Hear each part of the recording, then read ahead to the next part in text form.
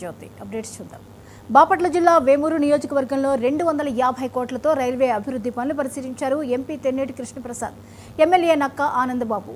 వేమూరు నియోజకవర్గంలో 5 ఎల్సీలు శాంక్షన్ అయ్యాయన్నారు కేంద్ర రైల్వే మంత్రి అశ్విన్ వైష్ణవ్. కేంద్ర ప్రభుత్వ సహకారంతో వేమూరు నియోజకవర్గం 250 కోట్ల రూపాయల అభివృద్ధి పనులకు సహకారం అందించినందుకు ధన్యవాదాలు తెలిపారు. కూటమి ప్రభుత్వం అభివృద్ధిలో ముందుకు దూసుకువెళ్తుందన్నారు. ఏడాదిలోపే అభివృద్ధి పనులకి నిధులు కేటాయించారన్నారు. జనసేన పార్టీ అందరం కలిసి కూటమి ప్రభుత్వం ఏర్పాటు చేసిన తర్వాత చాలా పనులు చేస్తుంది. ముఖ్యంగా రైల్వేస్లో ఆర్ఓబీస్ గురించి కూడా నేను ప్రపోజల్స్ పెట్టడం జరిగింది.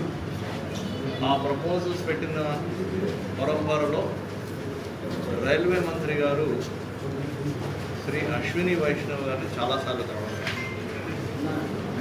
ముఖ్యంగా ఆర్ఓబీల గురించి మాట్లాడుతూ ఉంటే మీ అందరికీ తెలిసిన విషయమే, రైల్వే గేట్ దగ్గర లెవెల్ క్రాసింగ్ దగ్గర ప్రజలు, రైతులు, మహిళలు, బడికెళ్ళే పిల్లలు, ఎగ్జామ్కి వెళ్ళే పిల్లలు చాలా కష్టపడుతూ ఉంటారు.